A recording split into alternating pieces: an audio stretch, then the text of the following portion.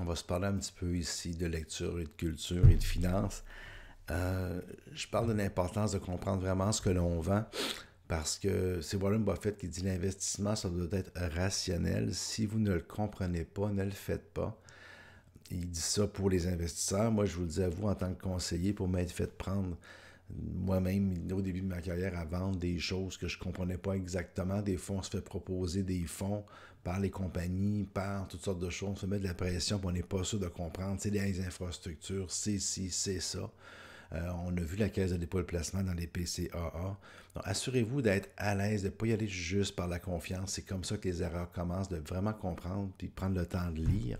Et parlant de livres, parce que c'est mon point que je vais apporter vers la lecture, ça fait 15 ans, 17 ans, 20 ans que je fais ça. Je vais parler juste un petit peu de lecture. C'est drôle, ce matin, j'avais une formation, puis j'en ai reparlé encore. J'arrête pas. Donc, au niveau, on a beaucoup de surinformation. On lit beaucoup. Je suis d'accord avec vous. À la longueur de journée, on va lire. On a beaucoup de surinformation. Et là-dedans, ben, je me permets de vous parler de long terme, moyen terme et court terme. Dans le placement, ou n'importe quoi qu'on fait dans la vie, il y a du long terme, du moyen terme, du court terme. Et moi, ce que je dis, c'est que le court terme, c'est lire sur Internet, c'est lire sur mon téléphone, c'est lire des articles. Pour moi, c'est du court terme.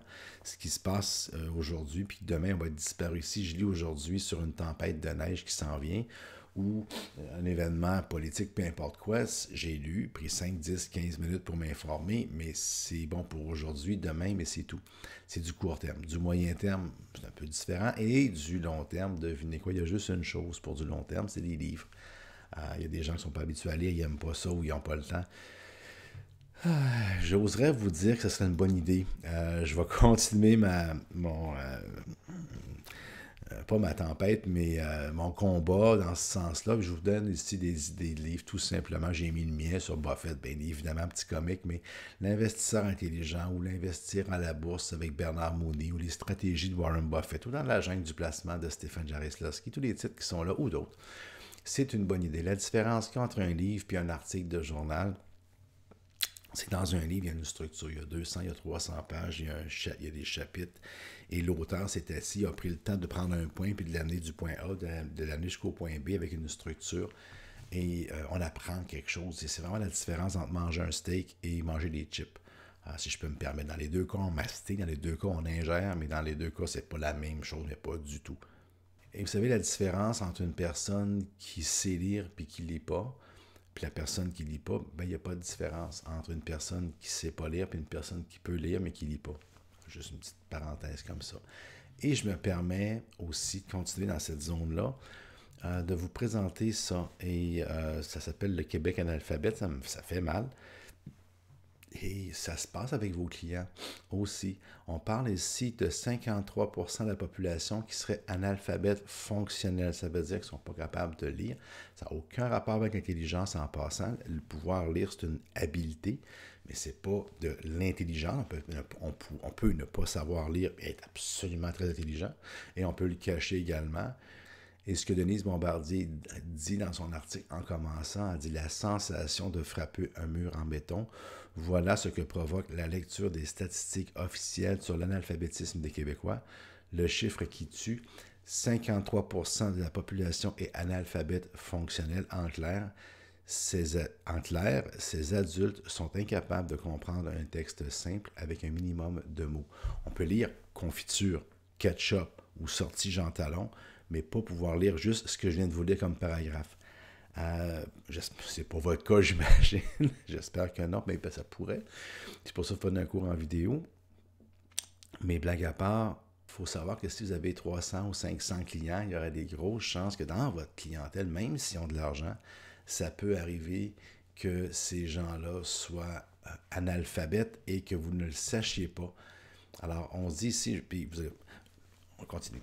53% est analphabète, de ce nombre, 20% ne savent ni lire ni écrire.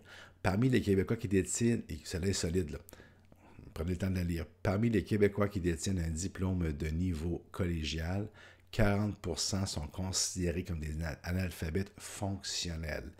Parmi les Québécois qui détiennent un diplôme universitaire, 27% sont considérés analphabètes fonctionnels. Pas le temps de lire deux fois celle-là. Et ceux qui ont le plus de difficultés en lecture sont les adultes de plus de 45 ans. Y aurait-il des grandes chances que ce soit parmi vos clients? Fait qu'imaginez ces gens-là qu'on leur remet un prospectus de fonds. Imagine s'ils vont le lire. Alors, pourquoi pour moi ça me touche tant que ça? Ben, je reviens à ce que Buffett disait. Si vous ne le comprenez pas, ne le faites pas.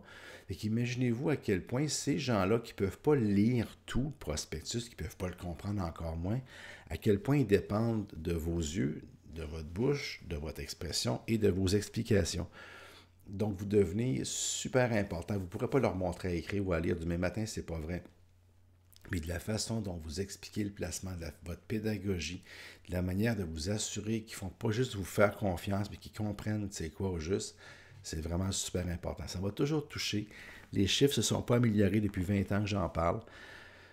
Si j'avais une cause un jour à sponsoriser plus, ce serait cette cause-là. Donc, c'est pour ça que je voulais prendre 2 minutes pour vous en parler. Donc, vous pouvez penser que parmi vos clients, puis là-dessus, vous pouvez le faire. Tout ce que vous avez à faire, c'est quand vous avez une rencontre avec un client, vous mettez du papier, un crayon, et vous allez voir si les gens sont en mesure d'écrire ou bien non, de prendre des notes ou bien non. Quand vous leur remettez un document, vous pouvez voir si vraiment ils peuvent le lire ou non, s'ils vous reviennent avec des questions ou non. Et comme je vous dis, ce n'est pas une question de jugement, ce n'est pas une question d'intelligence, mais c'est de comprendre que les gens, si je ne suis pas capable de lire, comment je vais faire pour m'éduquer, comment je fais pour comprendre, comment je fais pour aller chercher vraiment plus d'informations, plus en détail. Et je reviens à ma question, si je ne sais pas lire, puis que je ne lis pas de livre, quelle est la différence?